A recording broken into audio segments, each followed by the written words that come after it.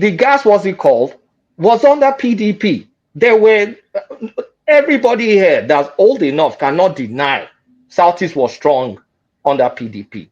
Why the F did you allow that to happen? And it's not a Southeast only thing. They exempted the Eastern Bloc. Northeast exempted, Southeast exempted.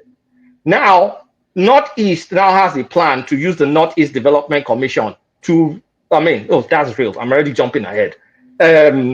Northeast is not going to be served by gas. Southeast currently too is not going to be served by gas, even though Imo State has one of the largest gas reserves. I blame the Southeast leadership because it was your PDP that you paid all loyalty to since 1999 that also did not give you ticket in 2023 that marginalized you. Your people were there. Now, going to the real thing, if we say, are we even going to say Igbo or Southeast? Because there's a lot of Igbo in South-South. As far as I'm concerned, there's a lot of Igbos in the South-South. So not all Igbos are marginalized if we're going to take account for the South-South. Now, if we're going to say the Southeast one is also politics. The person that was responsible for making sure a standard gauge rail line went to the Southeast is Rotimi Amechi. Amechi is an Igbo name as far as I'm concerned.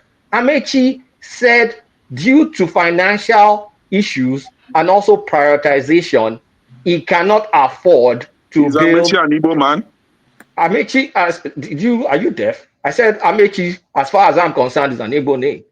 So Amechi said due to financial consideration and strategic consideration, I'm not fool. When I hear things like that, it means as far as he's concerned, he doesn't see Southeast influential enough in the APC politics that was responsible for setting the priorities for the rail. So Amechi, excuse my French, screwed the Southeast. He was personally responsible. So what do I call that?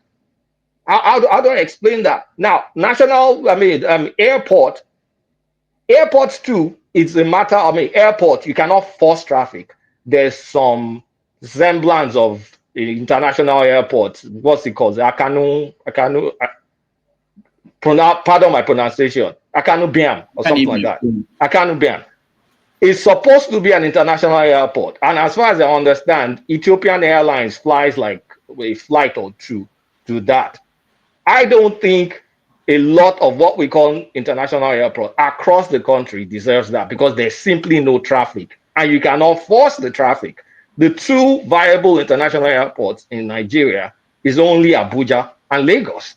The rest are just wasted. The rest are just kind of like daydreaming because airlines, depending on ticket sales and the interest, will divert their plane where the money is. If there's no money there, there's no money there.